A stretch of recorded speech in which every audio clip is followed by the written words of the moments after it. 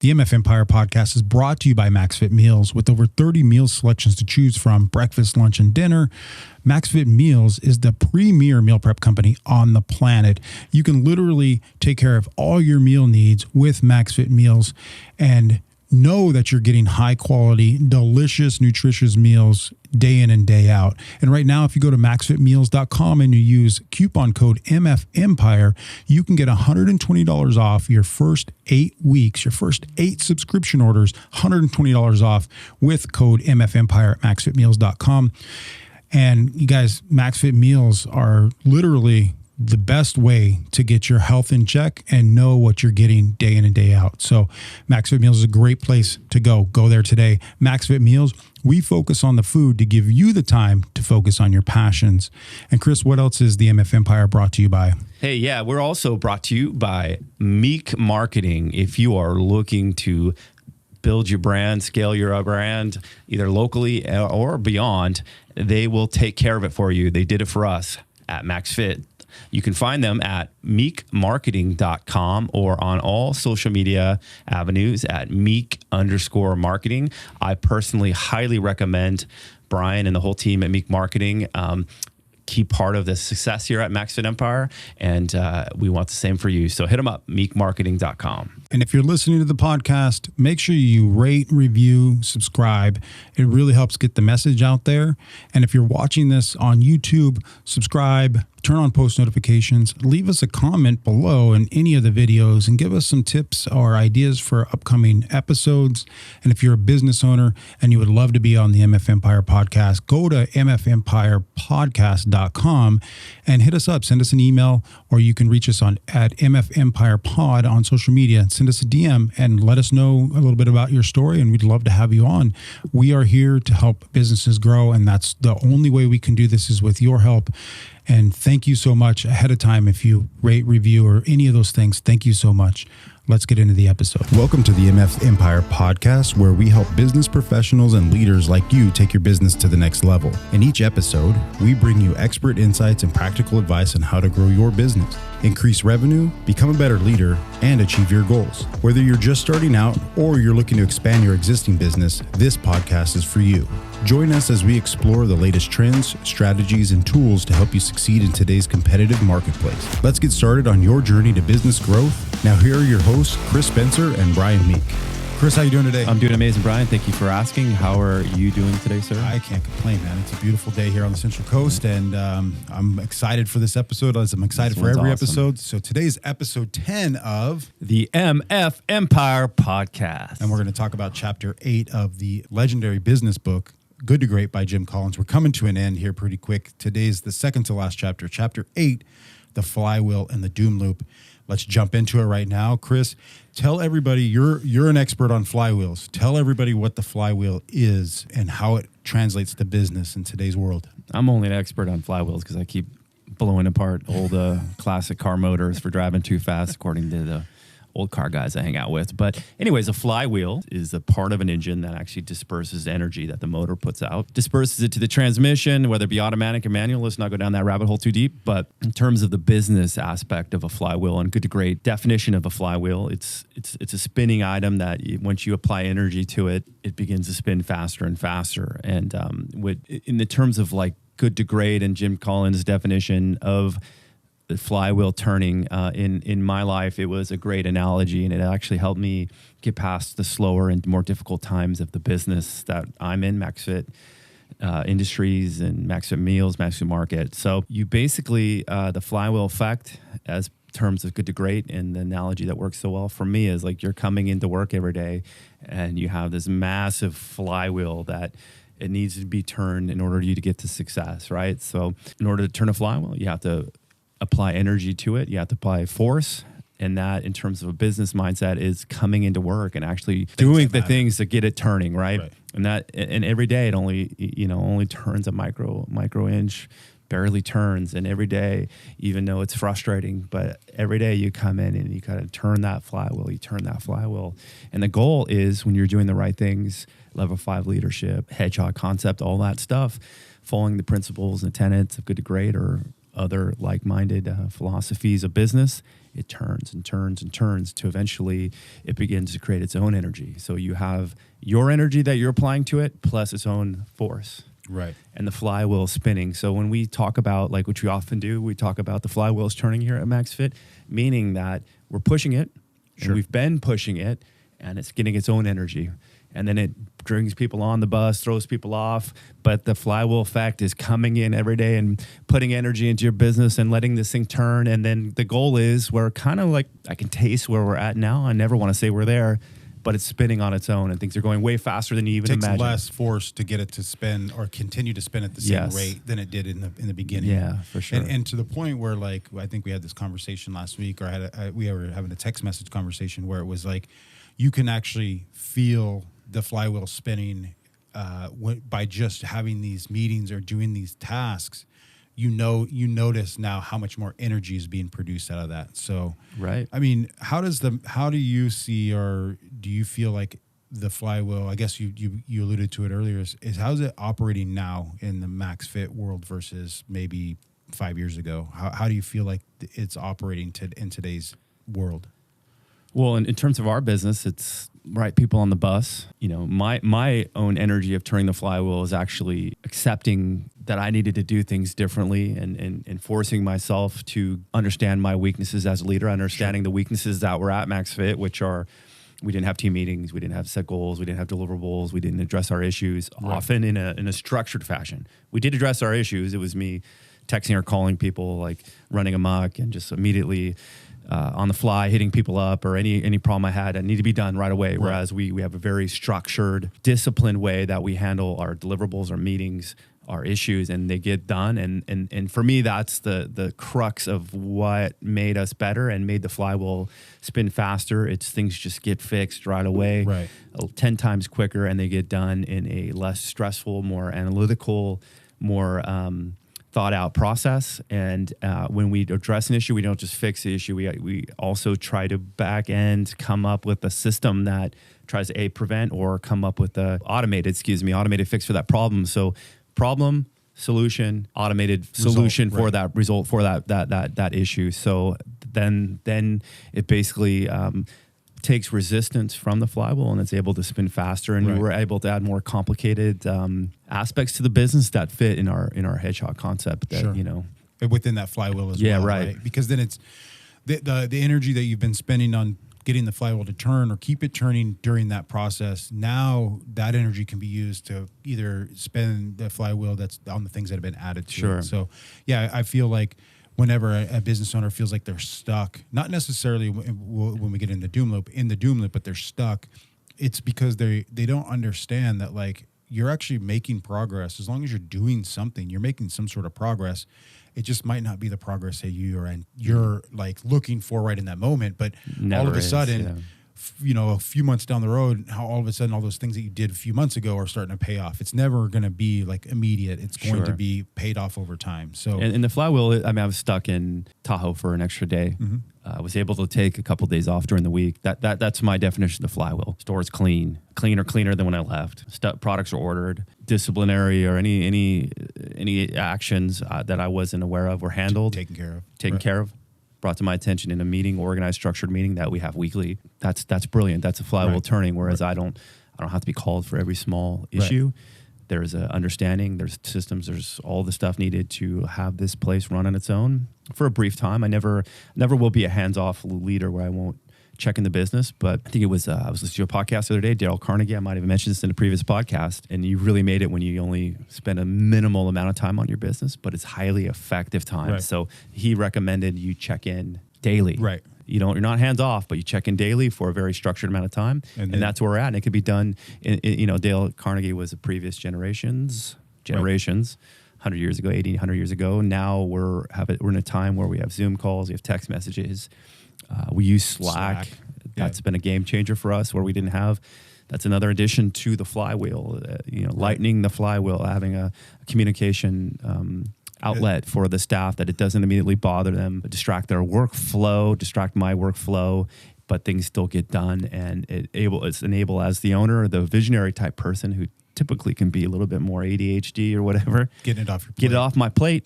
And that was my main stressor. That's why I would call you or anybody who worked for me immediately, because I needed to get done. I knew the value, the importance of handling and fixing issues. I didn't have a tool to download it where it would get followed up on. And then another tool, like with our meetings, our traction meetings, to follow back up and make sure that that red line is checked off, right?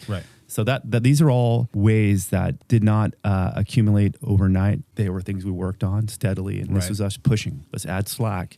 We heard about this new technology, which we use technology in the business. It's not our number one thing, but we use it as a tool to make things better, more efficient, more effective. 100%.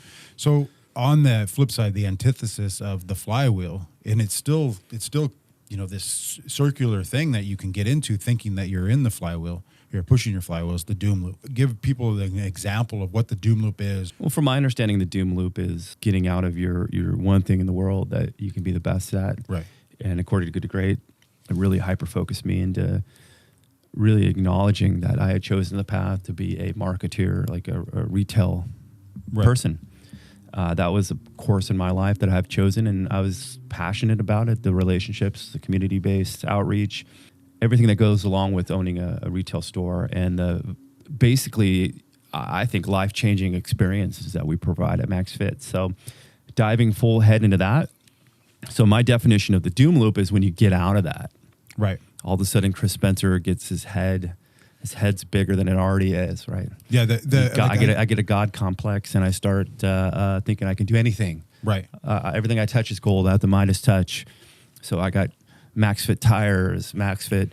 And for me, the doom loop is just getting out of that core understanding of what I can be the best in the world at, and then things will begin to crumble, right? So.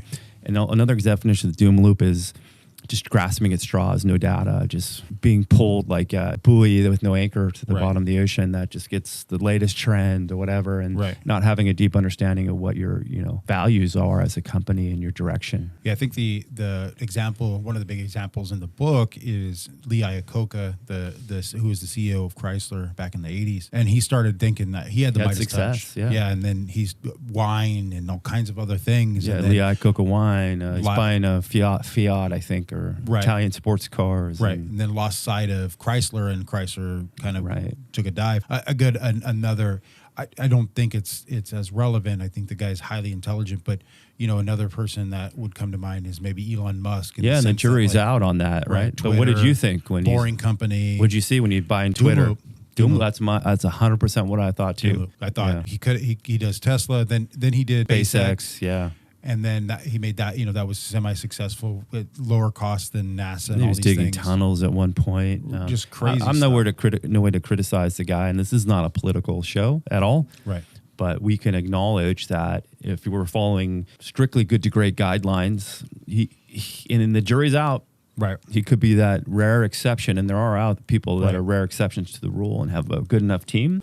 But I would almost bet doom loop is happening, and I don't really see much from Twitter, and it could pull out. But there's only one man, one visionary, one team, and group, or even groups of teams bundled under one person's guidance can only do so much, right? And that's what the book warns about, right? And I don't know if Elon's read the book. I'm not the guy to criticize Elon, richest man in the world, but there's plenty of men and women who have taken the fall by doing having similar actions. Right. So the real warning here is, if you find yourself if you're a contractor and then all of a sudden you want to open up a restaurant, you got to be very wary, because you might be a phenomenal contractor and then a shitty restaurateur, restaurateur, whatever, and vice versa. Like, you might want to go become a lawyer.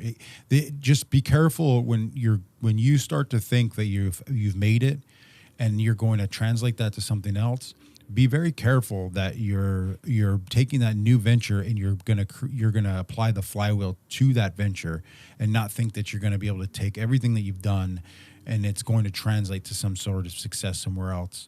You just got to be very careful in that. Sure. So how do people avoid the doom loop? Is it just by awareness, sticking just to awareness, the hedgehog concepts, and being aware of who you are? I don't know. I can't speak for anyone else. This is all Good to Great. It's all stuff I needed to hear at that time in my life.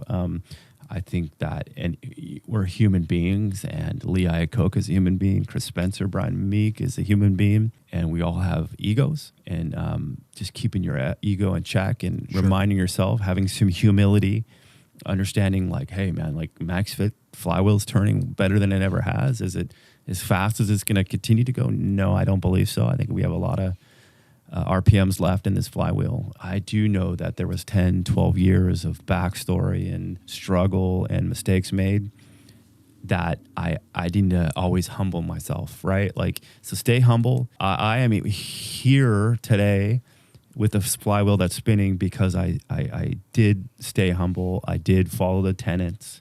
I kept it simple. I don't overcomplicate things more than they already are, because you can attest to the complex nature of business. Right. We have 2, now 3 stores coming. We ship food, deliver locally, and we ship it nationally. In all intents and purposes, compared to like a Home Depot, we're very simple. It's still freaking complicated. Right. The path I've chosen, I have to stay on that path no matter what, because what leads the other side is ultimately failure. Right. I will enter a cycle of doom loop. And I've seen it with colleagues. I've seen it with other businesses, and checking your ego and always reminding yourself that we're just flawed human beings on a path, and there are amazing tools like Good to Great. It's not the only one, but we find it so valuable. And hear this out. We find it so valuable that we've started off our new venture, our new podcast, the MF Empire podcast, by using this book as because we believe in it so much. Right. Either there's 2 things. Either I'm not flawed, I need this book, because someone once told me I don't need books to be successful. Right. I need a book. Right. And this is a book to help me. That's all I can say. So judge me how you want. I might be nobody in your eyes.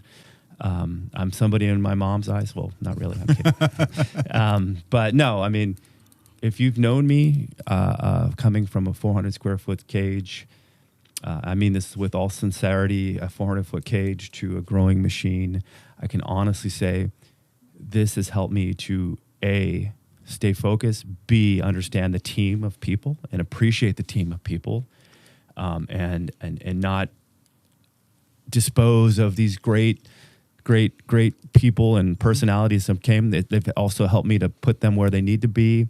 It's helped us refine our team, become, instead of bosses, and flipped our goal to be teachers, which we talk about often now, right. Teachers of young men and women or anyone else who's working for us.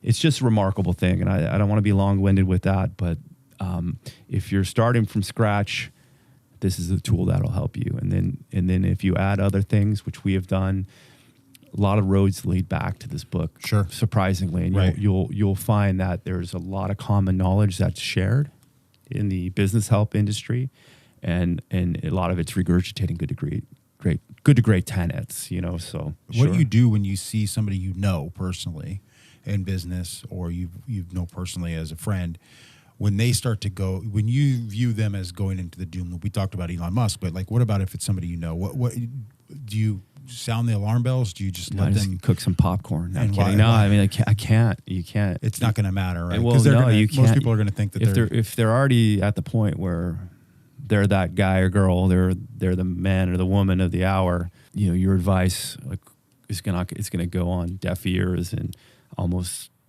I would believe would tarnish the relationship. So it's kind of bad. You just sit back and you're not eating popcorn like you're wishing for it to happen. Right. But I don't think I tend to ever give people advice unless they come and ask for it. You know, if they come to me and say, "Hey, Kris, like, what do you think about, you know, I have a backhoe company and I want to open a nightclub, and because I'm making so much money and I just think the nightclub could be an extension of my backhoe company," I'm going to say absolutely not.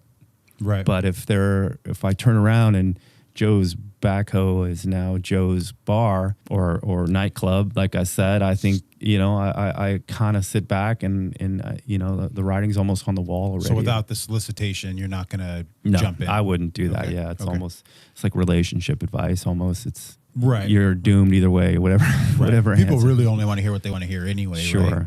Yeah. So if you find yourself in this mode where you're wandering, or you're not you're not making the progression that you are, reach out to somebody Yeah, and ask them, like, hey, what do you think about this? It's not necessarily like you said, backhoe and bars. You could be in your business and you're making poor choices with your business. You start having the wrong people, you start making the wrong decisions, doing the wrong jobs or whatever. And you just need guidance. Just ask somebody that's trusted, ask somebody that's done it before you. Hey, what do you think about what's going on right here? Because inevitably what happens is you get some success and your inner circle, if you ask someone out or maybe your immediate circle, your inner circle is typically your employees or people that are working underneath. They're not going to want to defy you. No. Right. So it's almost like being a quasi-celebrity where you have yes people around you. And I do agree with Brian's advice. Get out of that circle. Right. Have some mentors, equal or higher value if you can find them. And, people you trust and have a track record of success. And vet your decisions with people. I mean, that's why, I think my circle of friends, Brian can actually, he's in that circle, right?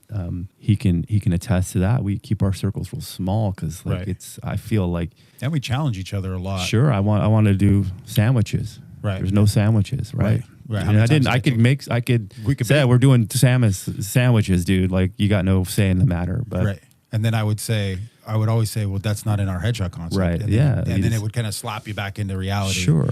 And it wasn't just Brian's opinion. It's the reality. The thousands of companies that were basic companies and the very few that were successful. And like we said early in this series of podcasts, like some of the companies that Jim Collins has studied that were great are not great anymore. And they're not even around. And why is that? Yeah, they got away from their core values. They went in the doom loop and they're done. So, all right. Well, that's all we have for today. That was chapter 8 of Good to Great, the Flywheel and the Doom Loop, episode 10 of the MF Empire podcast. See y'all later. Have a great day. Deuces.